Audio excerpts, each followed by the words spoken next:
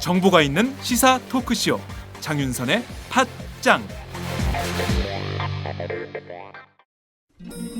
아직도 홍삼만 드십니까? 홍삼만 드신 여러분 행복하십니까? 살림살이 좀 나아지셨습니까? 이제 마카 산삼을 드십시오. 마카 산삼.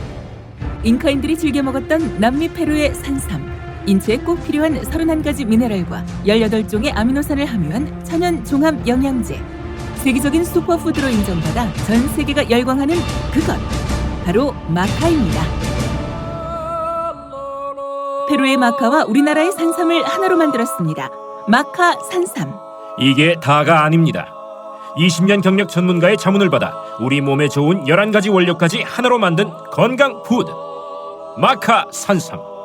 이제 홍삼 가격으로 마카 산삼 드십시오. 와, 이거 남자한테 딱이네. 딱이야. 애미야, 나한테도 딱이구나. 엄마, 나도 마카산삼. 나도. 검색창에 마카 산삼 또는 영한 네이처를 검색하세요. 영한 네이처 마카 산삼이 답입니다. 마카 산삼을 꼭 기억하세요. 우주에서 마카와 산삼을 하나로 만든 회사는 영한 네이처가 유일합니다. 유사 검색어 회사에 주의하시고 영한 네이처를 꼭 확인하세요.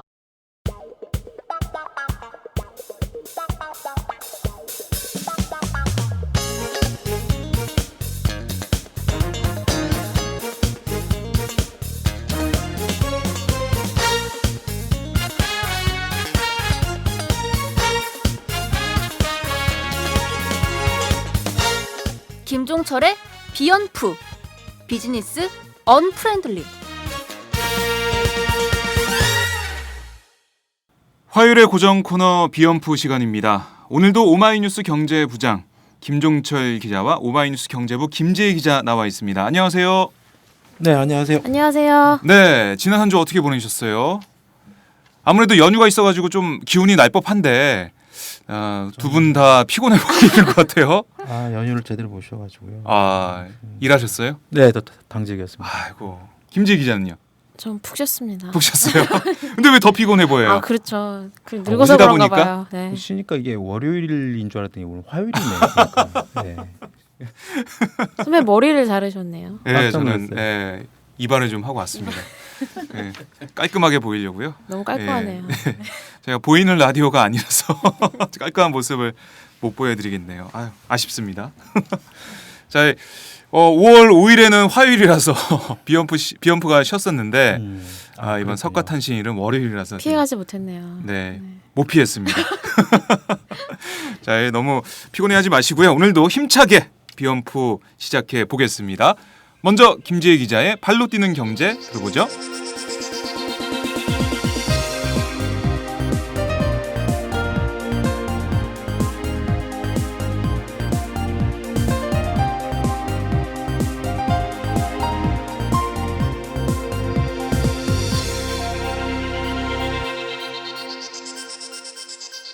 김지혜의 발로 뛰는 경제.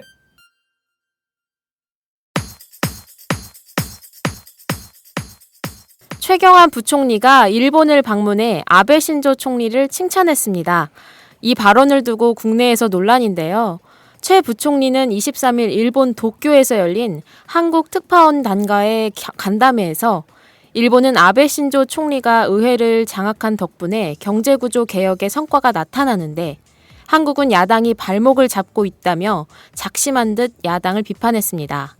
사실 최 부총리는 지난해만 하더라도 아베노믹스를 막다른 골목에서 쓰는 대책, 돈만 찍어내는 대책이라며 혹평했는데요.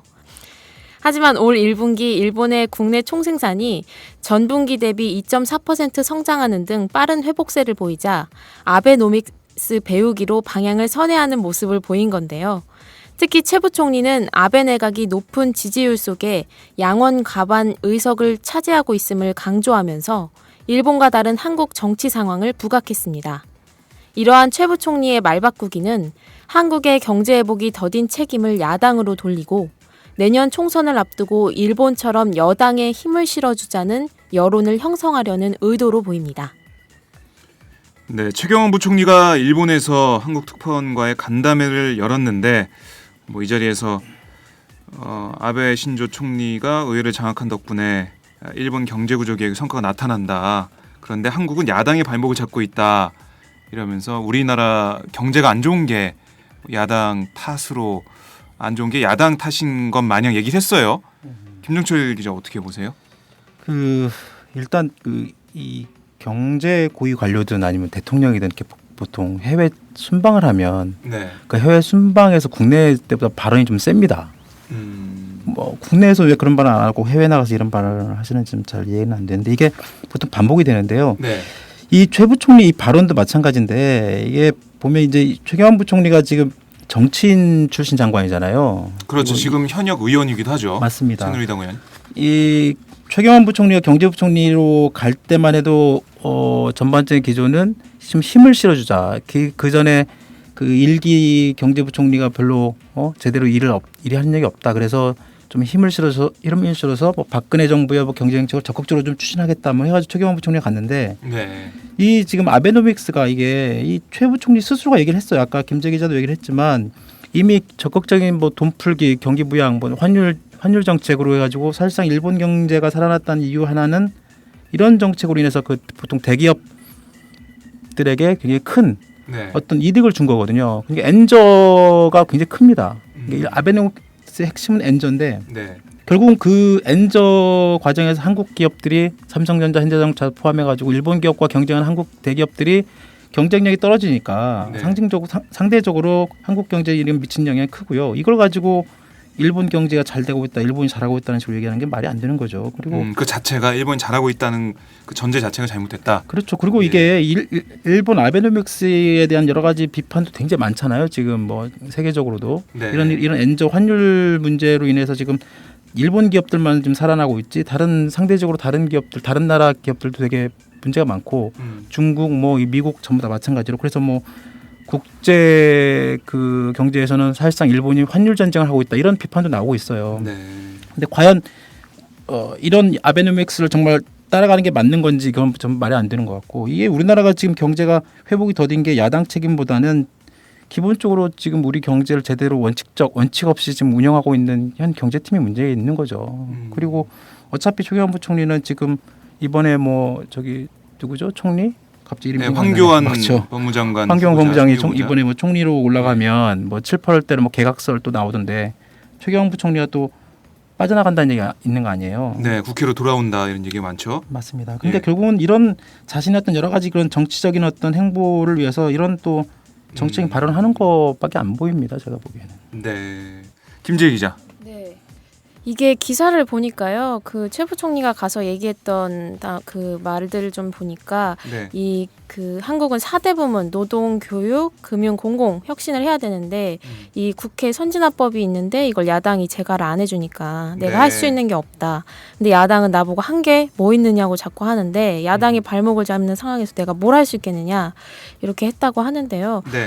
이게 지금 김종철 선배가 말씀하신 대로 그 일본으로 딱 비교를 해서 볼 수 없는 사안들이고 또 이거를 지금 이 국회 선진화법이 넘어간다고 해서 우리 경제가 다 살아나고 뭐 이런 건지 야당의 반대만 없다면 살아나는 건지 이런 네. 의문도 듭니다. 알겠습니다. 두 번째 소식 들어볼까요? 다음 달로 예정된 서울 시내 면세점 신규 특허 유치전을 두고 현대산업개발과 호텔신라가 손을 잡았습니다. 정몽규 현대산업개발 회장과 이부진 호텔신라 사장이 25일 합작법인 HDC 신라 면세점의 공식 출범을 선언했는데요. 이들은 사업 예정지인 용산 아이파크몰에 합작법인 출범식을 열었습니다.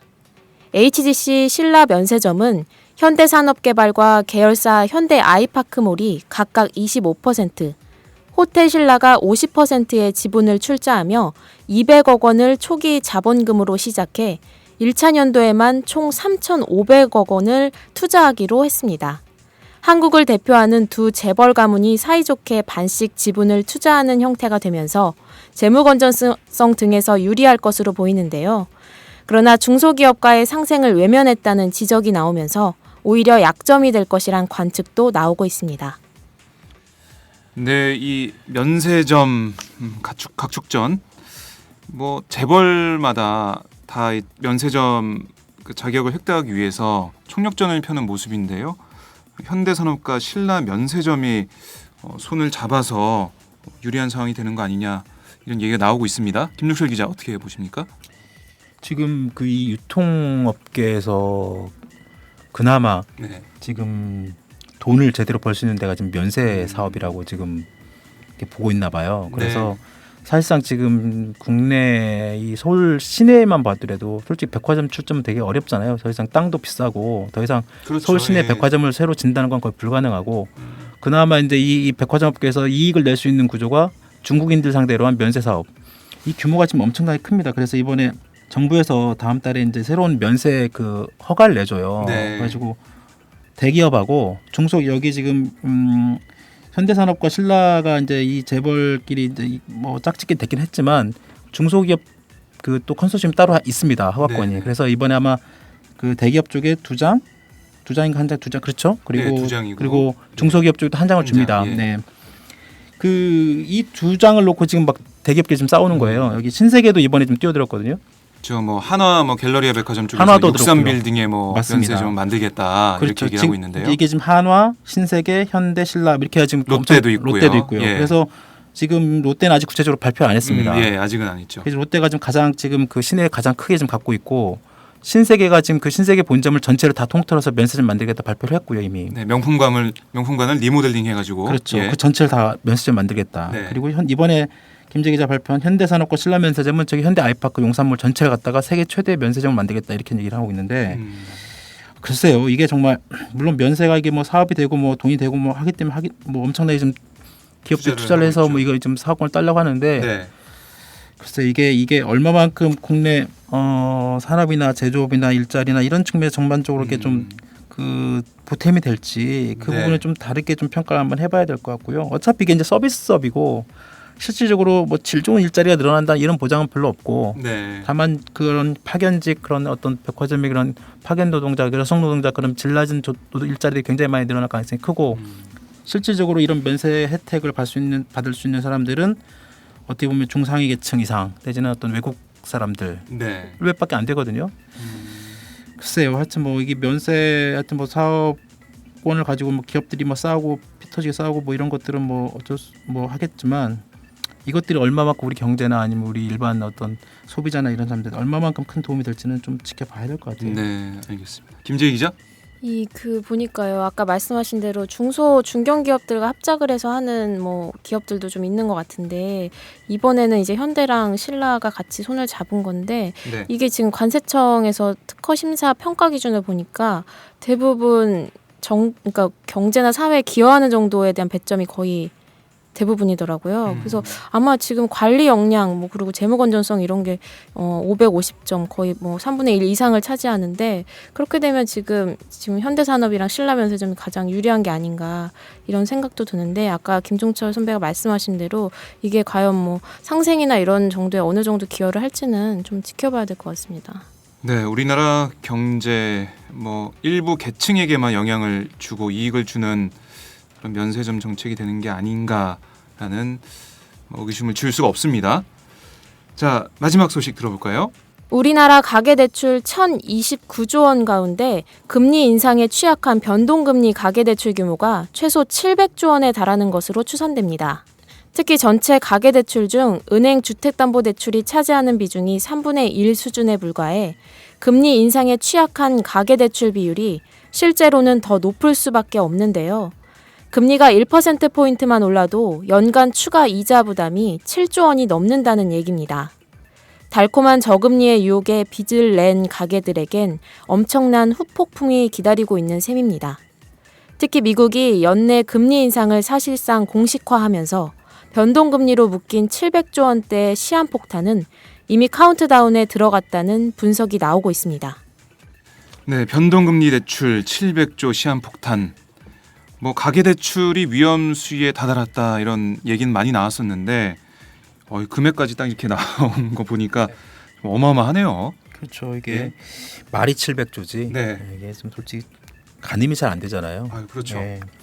그 어제도 그런 뉴스가 나왔고 이미 나왔지만 그 네. 미국에서 FRB 의장이 이제 사실상 올해 안에 네. 미국 금리 인상을 하겠다 이렇게 아예 발표를 했잖아요. 그랬죠. 이제 기정사실화 됐는데 그렇게 되면 이제 미국이 이제 하여튼 금리를 인상하게 되면 저번에도 저희들이 항상 말씀을 드렸지만 국내 자금 유출 가능성 포함해서 그리고 국내 이제 그 가계 금리 내지는 대출 금리도 장기적으로 봤을 때는 올라갈 가능성이 높다고 봐야죠. 네. 그러면 지금 현재 김재 기자 발표한 것처럼 이 지금 변동금리 규모가 700조 원이면 물론 뭐 금리가 당장 뭐 1% 포인트만 크게 올릴지 않을지는 좀 봐야겠습니다만 네. 이게 1%만 올라도 말 그대로 추가로 부담되는 금리 7조 원 아니에요. 그러면 일반 가게들 내지는 일반 그 대출 담보대출 포함해서 돈 빌린 사람들 입장에서는 부담이 클 수밖에 없죠. 이게 네. 결국은 이 가계 빚이 결국은 언젠간 터진다는 게 이제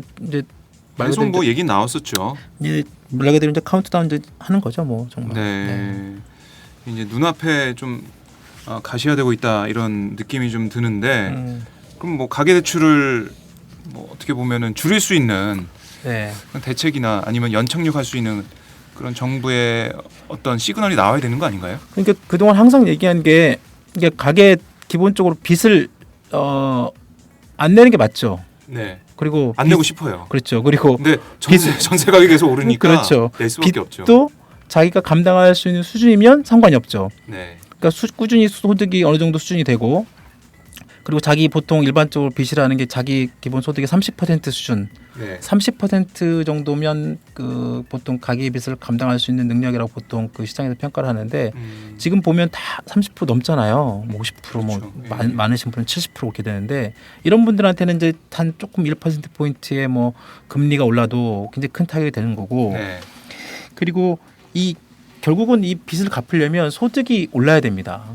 우리가 임금 소득이 됐든 뭐 대표적으로 그러니까 소득이 올라야지 지갑이 올라야지 지갑에 있는 돈이 많아져야지 뭐 빚을 갚든지 아니면 빚을 안 내든지 네. 그렇게 되는 거고 그런 임금 소득이나 그런 소득을 올려주려면 기업이든 전반적인 국가 경제든 아니면 뭐 그동안 꾸준히 말씀드렸던 뭐 최저임금이든 이렇게 기본적인 어떤 임금 구조 개편이 따라야 되죠 정책적으로. 그러니까 뭐 정책적으로도 그 소득 성장론 맞습니다. 네. 그쪽으로 가서 그렇죠. 우리 노동자들이 빚을 좀 안 낼 수 있는 아까- 덜 낼 수 있는 그렇죠. 그런 방향 가야 된다. 아까 처음에 저희가 일본 그 아베노믹스 얘기했잖아요. 네. 아베노믹스 얘기할 때 작년에 올 초 아마 그럴 것 같은데 일본 기업들이 되게 대기업들이 돈을 많이 벌었어요. 엔저 때문에. 그래서 일본 기업들 전부 다 임금 다 올렸습니다 이번에. 뭐 토요타 포함해가지고 네. 그 일본 그 대기업들이 전부 다 그 정부로부터 그런 어떤 혜택을 받은 걸 돌려주겠다. 그래서 직원들한테 가지고 일본 기업들이 거의 최근 몇 년 만에 네. 다 임금 올렸습니다. 그래요. 그리고 이제 일본 네. 중소기업들도 이제 대기업들이 올렸으니까 우리도 좀 따라가겠다 그렇게 발표를 했는데 우리나라 기업들이 그런 걸 따라가야죠. 뭐 이런 거는 안 따라가고 이걸 배워야겠네요. 아베노믹스에서. 이런 건 안 따라가고 네. 맨 무슨 환율 이런 부분이나 얘기하고 아니면 뭐 야당 뭐 이런 얘기만 하면 뭐 음, 별 의미가 없는 거죠, 진짜. 그러게요. 김재 기자. 이게 지금 보니까요. 그 안심전환대출 기억하실 텐데 그 고정금리로 바꿔주는 거였잖아요. 근데 그렇죠. 그게 이제 끝나고 나서 지금 은행 창구에서는 다시 변동금리 비율을 올리려고 손님들한테 또 유치를 굉장히 열심히 하고 있다는 얘기를 들었는데 그래요. 이게 이렇게 되면 지금 말한 대로 이분들은 안전망이 없는 거잖아요. 만약에 금리가 오르게 되면 바로 직격탄을 맞기 때문에 네. 이분들을 좀 케어해 줄 수 있는 다른 좀 그때 말씀드린 안심전환 대출이 좀 서민들을 위한 게 좀 나와야 될 텐데 그런 게 없이 그냥 변동금리로 자꾸 유치를 하고 금리는 또 오를 수 있는 확률이 높기 때문에 굉장히 위험할 것으로 보입니다. 그러니까 이게 은행들이 되게 그런 비판을 많이 받아왔죠. 네. 그걸 이제 약탈적 대출 뭐 이런 표현도 나오고 그랬는데 결국 이러잖아요. 은행들이 지금 상황이 또 이제 그 안심전환 대출이란 결국은 정부 정책에 의해서 어쩔 수 없이 은행들이 자기네들은 뭐 손해 보면서 어쩔 수 없이 고정금리 바꿔준다 네. 이렇게 발표를 하고 했지만 지난번에도 뭐 김재희도 얘기했고 우리도 말씀을 드렸지만 안심전환 대출을 실질적으로 그 혜택 받은 사람들도 결국은 중상위계층 그런 원금을 갚을 수 있는 사람들이 같이 갚아 나갈 수 있는 사람. 맞습니다. 그런 사람들이 대부분 다 안심전환으로 바뀌었고 정말로 원금을 못 갚는 사람들은 안심전환 대출 받지도 못해요. 네. 그러니까 다 변동금리 내지는 그대로 그 원금 그대로 놔두고 계속 그 이자만 갚아 나가는 거죠. 네. 근데 또 이 분위기를 타가지고 또 변동금리 대출로 계속 은행들이 뭐 바꾸거나 그렇게 하면 정말 은행들은 나쁘죠. 그렇지 않아요? 나쁘다, 나쁘다. 삐 이렇게 제가 하고 싶은 말씀 하세요. 깜짝 놀랐어요. 네. 아마 장윤성 기자였으면 뭐라고 했을 것 같은데. 네, 그러게. 아니 저도 이제 전세 자금을 좀 빌려야 되는데 그렇군요. 큰일 났네요, 이게. 그렇죠. 참 정말 이게 소득 성장론으로 해서 임금이 많이 올라야 될 텐데 걱정입니다. 네. 김재희 기자는 빚 없죠? 도대체 몇 번을 말씀드려야 될지 모르겠는데 전 아직 빚이 아마 우리 없습니다. 앞으로 생길 거예요. 청취자는 네. 다 할 거예요 아마 김재기 기자. 네, 네. 저 빚 없는 거 거는 전부 다 하실 부럽습니다. 겁니다. 네. 최고죠. 빚지지 마세요. 알겠습니다. 네. 너무 과소비하지 마시고요. 아유 가섭이 안 합니다. 네. 네, 이렇게 김재희 기자의 발로 뛰는 경제 잘 들어봤습니다. 김재희 기자 다음 주에도 아유 죄송합니다. 또 이 얘기를 안 했네요. 민혁 기자. 아유 참 제가 자꾸 까먹네요. 김재희 기자 저한테 녹음실 들어올 때 한번 좀 얘기해 주세요. 해볼까요? 네. 쪽지 하나 주세요. 박정우 기자한테 민이라고 생각이 안 되니까 지금 계속 나오는 거지. 정말 우울하네요. 아유, 네. 찌요. 아닙니다. 우리 민혁 기자, 김재희 기자 오늘도 발로 뛰는 경제 잘 들었습니다. 네, 다음 주에 감사합니다. 뵐게요. 네. 네.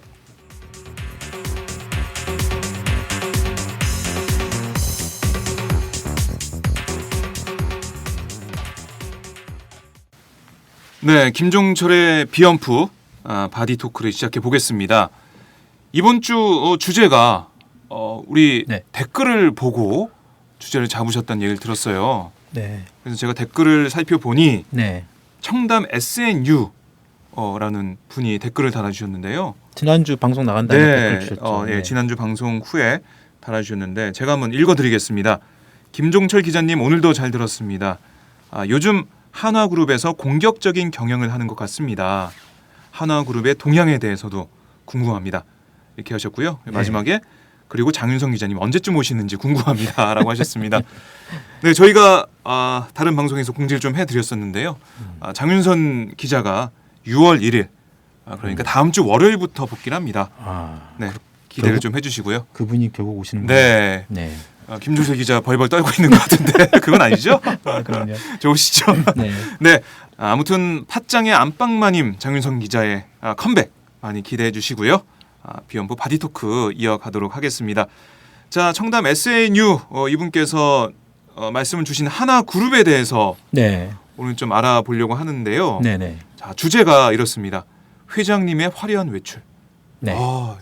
너무 참 제목이 너무 와닿네요. 그러니까 네, 이 좀 제목이 약간 저희가 어렸을 때 그 몰래 숨어서 봤던 비디오 그런 제목 비슷하게 나오는데요. 그렇군요. 네네. 전 전혀 그런 의도는 아니었고. 그런가요? 네. 저만 그랬나요? 죄송합니다. 자, 이 회장님, 뭐 한화그룹 회장님이겠네요. 맞습니다. 한화그룹의 네. 김승현 회장 이야기입니다. 예. 저희가 지난주에 그 삼성 이재용 부회장 그 공익재단 이사장 그 선임 문제를 쭉 얘기하면서 네. 그 내용 중에 그 삼성이 그 방위산업 계열사를 한화그룹에 매각한 그런 부분을 간단히 언급을 드렸어요. 그랬죠. 네.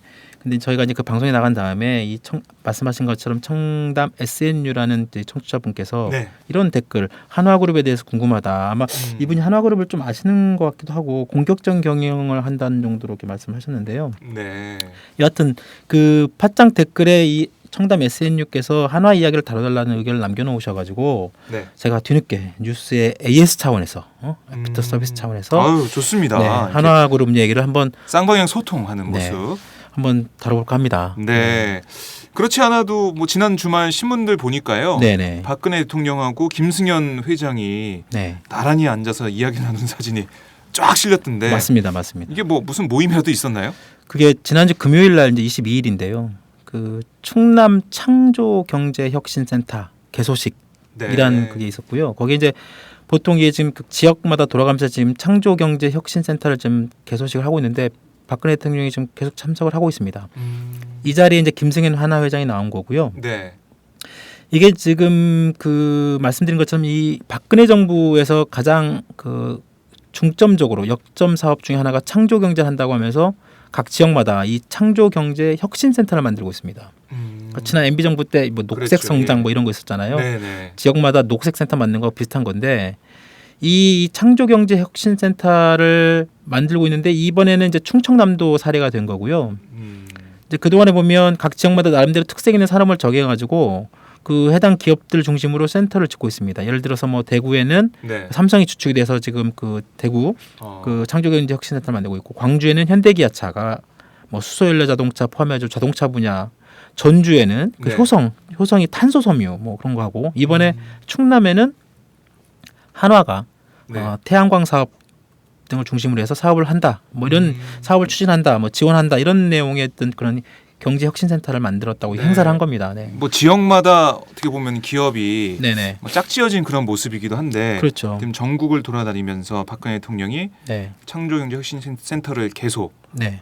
여는 그런 행사를 하면서 뭐 기업 총수라든가 뭐 임원들이 그렇죠. 나와서 그렇죠. 네. 박 대통령과 같이 네. 뭐 소개하고 예, 뭐 소개하고, 설명하고 뭐 예. 그런 자리 하고 있습니다. 네. 네, 뭐 지자체장들도 나오고 있고요. 그렇죠. 이번에 그 안희정 충남지사도 옆에 같이 네. 동행을 했다고 하던데요.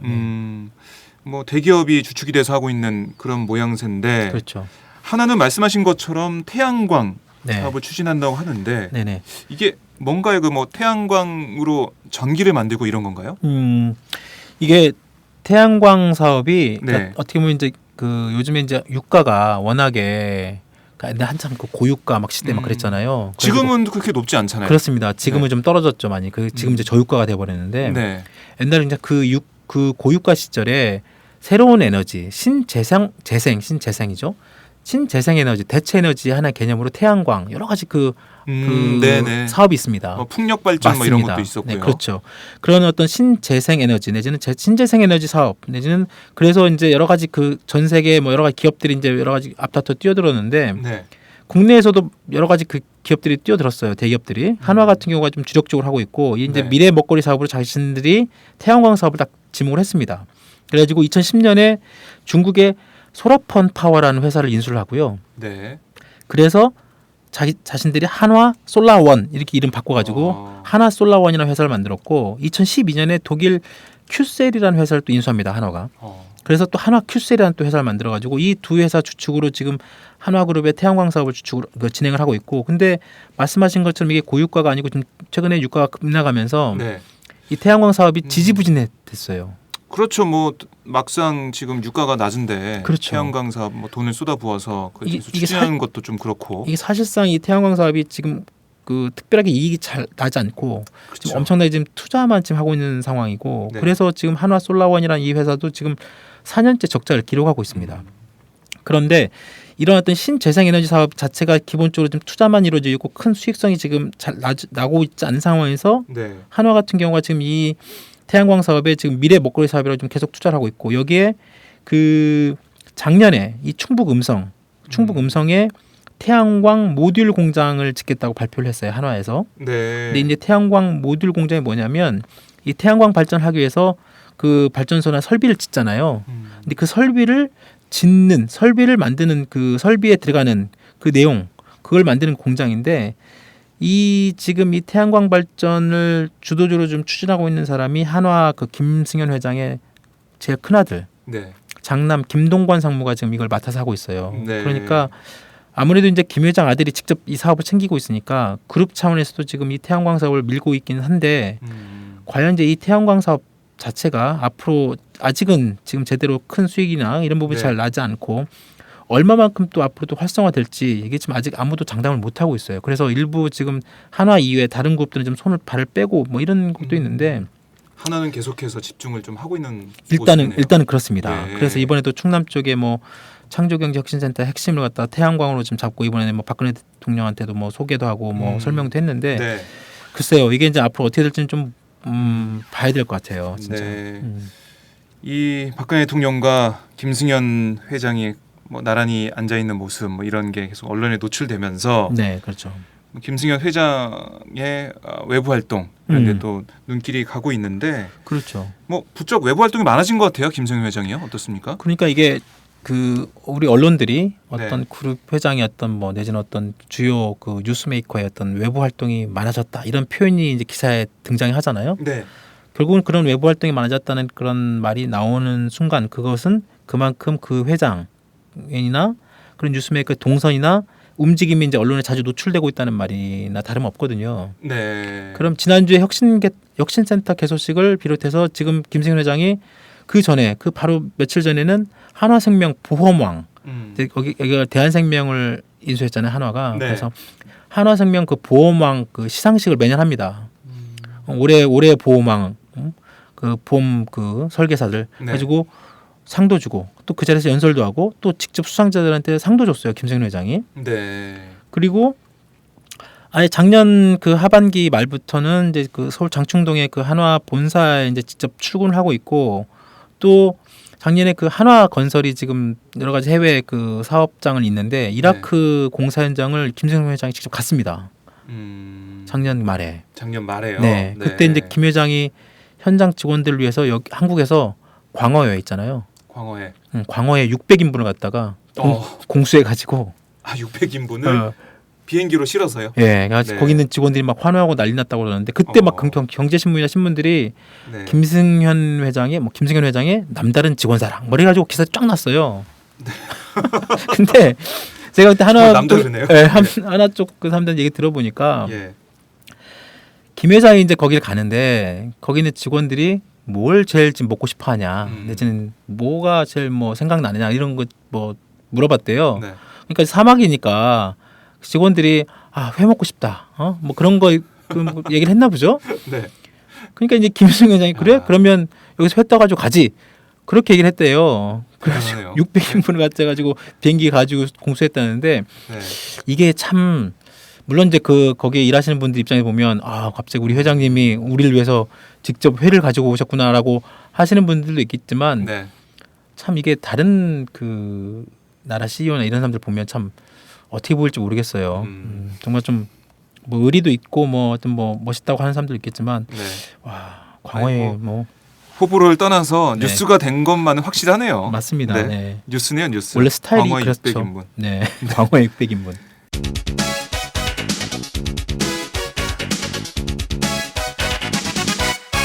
장윤선의 팟짱. 이 뭐 하여튼 사막에서 일하시는 분들께서는 입장에서는 정말 좋은 뭐 이벤트였다라는 생각은 들지만 뭐 이렇게 김 회장의 작년 이라크 공사 현장 방문이나 뭐 최근 들어서 뭐 계속 언론에 노출되는 여러 가지 네네. 활동 이런 거 보면 네네. 김 회장이 뭐 경영 일선에 복귀하는 거 아니냐라는 그렇죠. 이야기가 나올 수밖에 없는 것 같아요. 예, 맞습니다. 그렇게 볼 수 있나요? 그렇죠. 이제 지금 이 언론들의 이게 보도를 쭉 이렇게 보면 네. 특히 경제신문 비롯해서 보수 언론들 이런 논조가 대체로 지금 그 박정호 기자가 말하는 그런 방향입니다. 지금 김 회장이 필요하다 뭐 이런 그렇죠, 논조가요? 그렇죠. 예. 이제 매일경제신문 같은 경우는 지난 그 주말에 이런 기사를 실었어요. 아예 대놓고 예? 그동안 외부 활동을 자제하면서도 굵직한 사업 성과를 내온 정중동의 모습을 보여왔다면 앞으로는 네. 공식 대외 활동을 재개하면서 좀 더 과감한 경영 활동에 나설 것이다.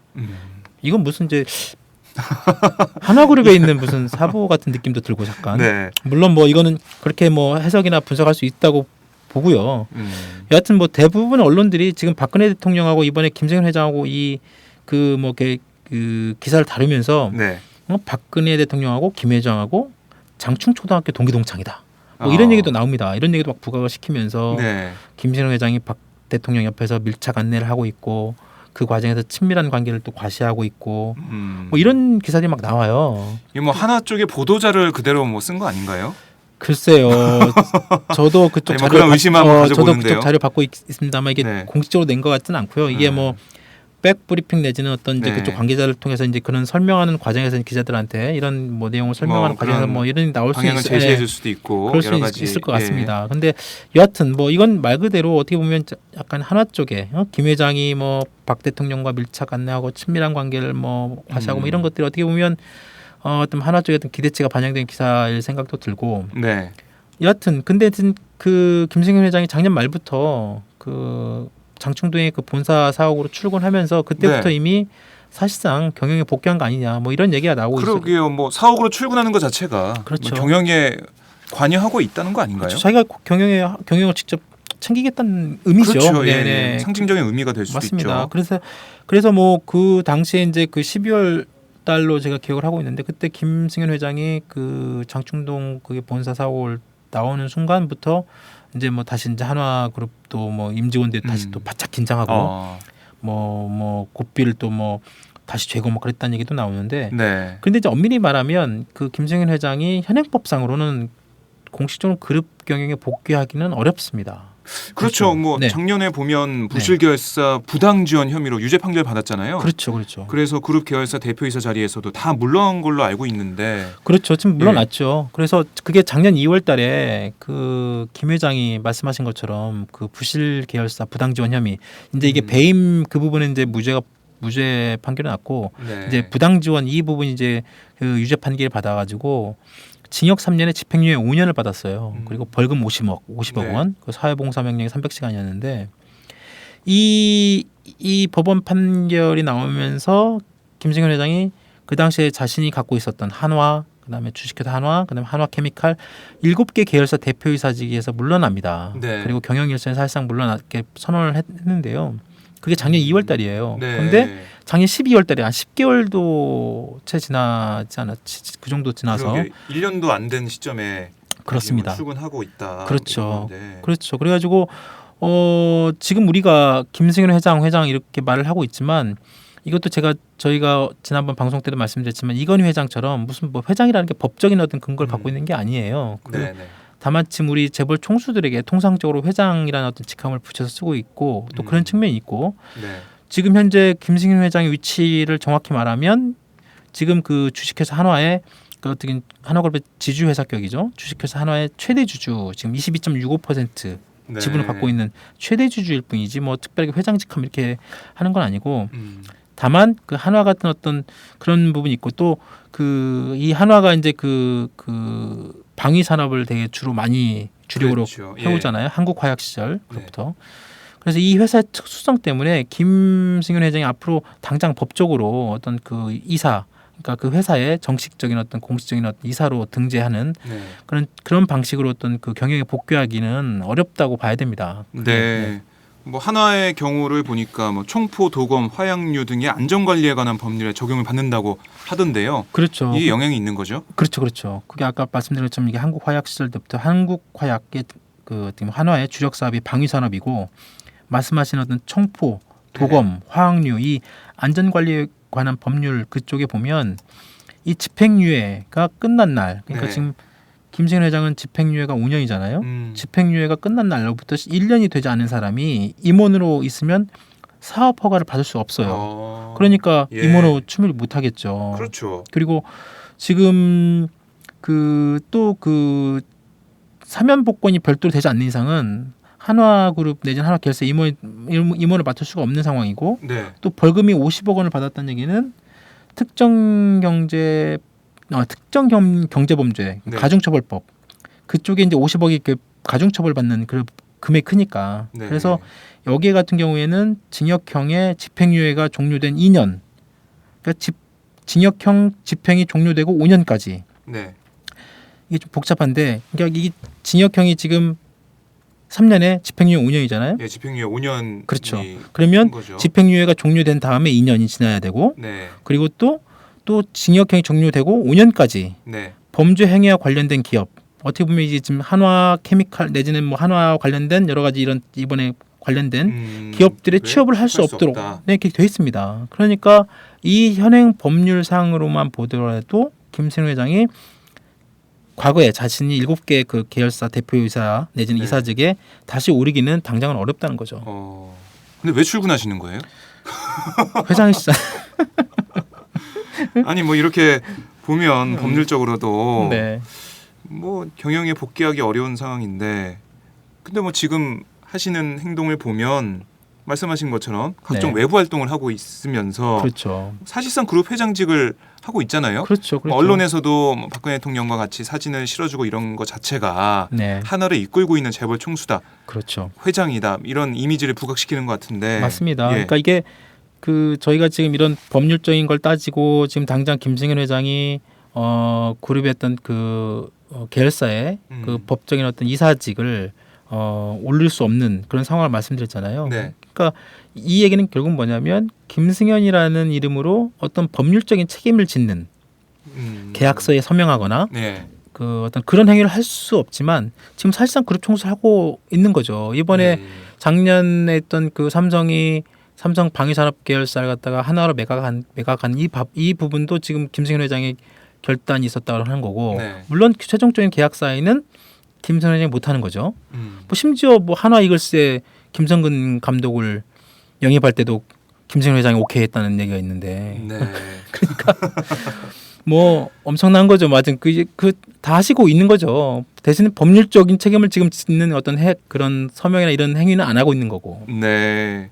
뭐 제가 김승현 회장 입장이면 정말 좋을 것 같아요.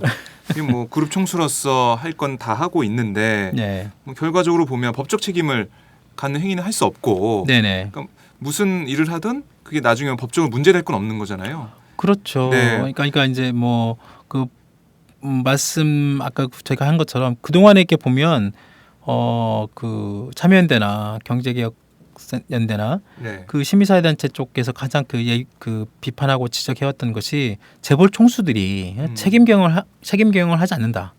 그 네. 이유는 뭐냐면 재벌 총수들이 회장직이라는 어떤 명확한 법적 지위도 없는 상황에서 그냥 자기가 책임을 짓는 경영을 하지 않고 있다. 이렇게 비판하고 있는 거예요. 네. 그러니까 공식적으로 너가 정말로 회장을 하고 정말로 경영하려면 회사에 정식으로 임원에 이사에 이름 올려라. 이름 올리고 그러면 그 법적으로도 네. 그 등기 이사 같은 경우에는 그 회사의 어떤 경영의 모든 법적 책임을 짓게 돼 있잖아요. 네. 지금 상법상으로도 그렇고. 그러니까 그런 어떤 책임 경영을 위해서라도 어떤 회사 임원 내지는 회사 이사에 정식으로 이름을 올리고 회사 경영에 책임을 지라고 그동안 꾸준히 시민사회단체 쪽에서 요구를 해왔어요. 네. 그런 측면에서 보면 김승현 회장 같은 경우 지금 그동안에 7개 계열사에 이름을 올리고 나름대로 경영을 직접 챙겨왔기 때문에 나름대로 책임 경영을 했다고 보고 근데 거기서 불법 행위가 있었던 거죠. 그렇습니다. 네. 그래서 사법처리를 받았고 네. 결국은 지금 이제 아무런 직함이 없고 다른 회장들처럼 법적 책임이 없지만 회장으로서 누릴 수 있는 권한과 내용들은 지금 하고 있는 거죠. 네. 그래서 이번에 그 김승현 회장이 직접 박근혜 대통령을 만난 것 자체도 되게 의미가 있을 수 있습니다. 네. 어떻게 보면 박근혜 대통령이야 뭐 자신이 예전에 뭐 선거 때도 항상 그 얘기했잖아요. 기업인에 대한 뭐 특별 사면 이런 걸 하지 않겠다. 이렇게 그렇죠. 예. 뭐 이런 얘기를 했지만 사실상 지금 법적 지위가 없는 김승현 회장하고 같이 동행을 하고 네. 또 회의하고 또 김 회장 쪽이나 이쪽으로부터 보고도 듣고 또 어떻게 보면 사실상 박근혜 대통령이 김승현 회장의 어떤 그런 경영 행보를 사실상 인정해준 꼴이 되는 거죠. 말씀 들어보니까 그렇네요. 이 뭐 불법적인 행위 때문에 뭐 대표이사, 뭐 이사직 이런 데서 다 물러나서 네, 그냥 최대 주주죠. 그렇죠. 최대 주주로 뭐 있는 상태인데 그렇죠. 김승현 회장과 박근혜 대통령이 같이 동행하고 회의하고 보고 듣고 언론에 같이 나오면서 그렇죠. 김 회장의 경영 그걸 인정해주고 회장 김 회장이 대표로 뭐 얘기를 하고 뭐 이런 걸 다 인정해주는 경영 행보를 서포트해주는 그런 모습을 보인 거라 볼 수 있겠네요. 그렇게 된 거. 예. 그게 뭐 청와대가 의도하지 않았든 간에 결국은 그렇게 돼버린 거죠. 우리 특별하게 뭐 법적으로 사면권 행사하지 않았더라도 네. 사실상 대통령이 그 한화그룹을 대표하는 총수로서 김승현 회장을 인정해주고 그리고 같은 자리에 앉아서 보고도 듣고 회의도 네. 하고 그러고 있는데 그러면 시장에서는 뭐 당연히 김승현 회장의 어떤 그런 경영 그룹의 총수로서의 어떤 그런 부분 사실상 대외적으로도 확인받는 자리인데 네. 그러니까 대통령도 인정해가지고 같이 앉아서 회의했는데 다른 사람들한테 뭐라고 하겠습니까? 네? 김승현 회장이 뭐 과거에 또 문제가 있어서 맞습니다. 네, 여러 가지 문제들이 많았었죠. 예. 네, 뭐 그 네티즌, 아들 폭행 예. 사건도 그랬었고. 인터넷상에는 네티즌들로부터 많은 비판을 받아왔던 경영이기도 한데 그렇죠. 뭐 지난해 뭐 불법적인 행위 때문에 경영 일선에서 물러난 상태에서도 어떻게 보면 그때보다 더 활발하게 아무런 뭐 제약 없이 좀 경영을 공격적으로 하는 모습 그런 모습을 보면서 참 이 대한민국의 뭐 경제 재벌 총수 문제는 모르겠습니다. 이게 정부도 그렇고 그냥 무감각하고 그냥 놔두는 것 같아요. 손대지 않는 네, 맞습니다. 그런 상황인 것 같아요. 아까 제가 방금 전에 말씀드린 걸 좀 수정을 해야 될 게 네. 그 김승현 회장의 아들 폭행 사건이 아니라 김승현 아들 폭행과 관련된 청부 폭력. 네, 그렇죠. 거기 같이 김승현 회장의 아들 폭행했다는 게 아니고요. 절대 예. 그러실 분이 아니죠. 그렇죠. 네. 그때 아들이 폭행을 당한 걸 되갚아주는 과정에서 네. 청부 폭력까지 했다는 그런 내용이 드러나면서 아주 큰 사회적 파장이 있었고, 네. 하여튼 이런저런 어떤 김수영 회장을 둘러싼 여러 가지 뭐 이런 얘기들이 많이 있었죠, 과거에도. 그리고 이제 이번에 이런 그 뭐 사법 처리를 또 받고, 그 다음에 그 경영 일선에서 물러났음에도 불구하고 다시 사실상 다시 또 컴백하고, 네.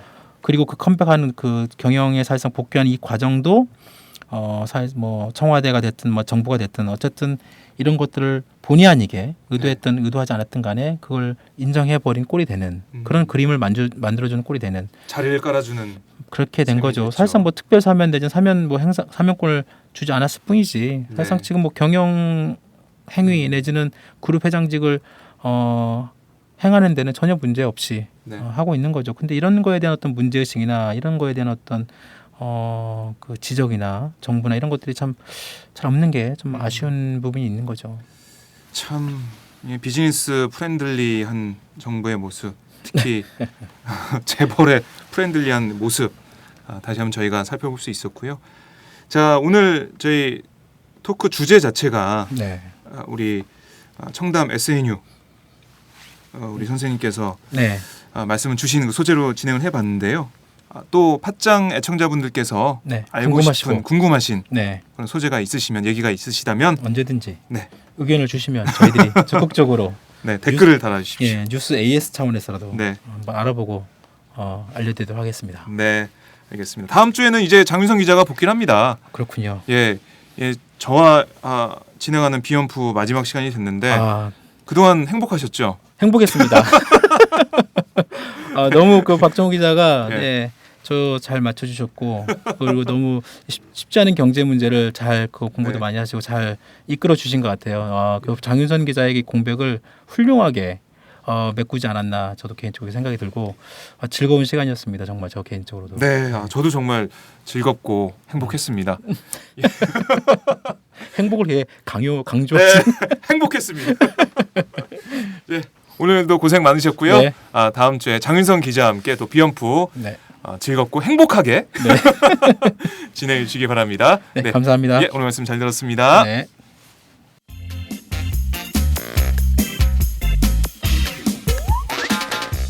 매일 정오 여러분의 점심시간 맛있게 씹어드실 뉴스를 보내드리는 장윤선의 팟짱.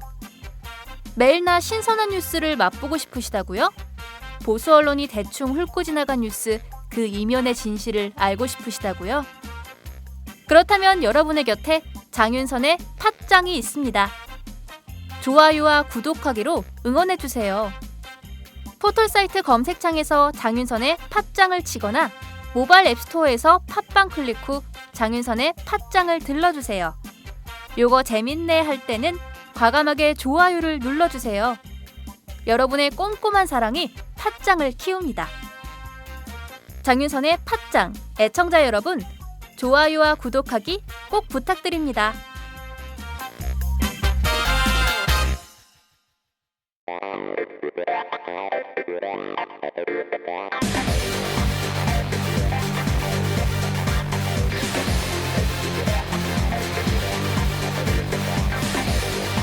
정보가 있는 시사 토크쇼 장윤선의 팟짱.